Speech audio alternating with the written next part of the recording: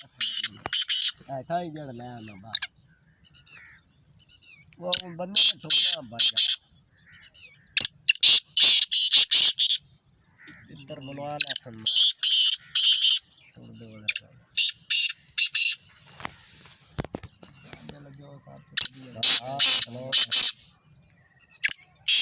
ना तो चक्कर ही तेरा है किधर बांधो दो पिंजरे चाहिए यार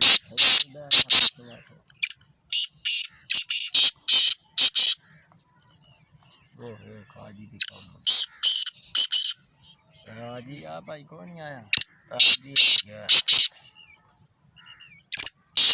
खा गया बजोड़ा कर जो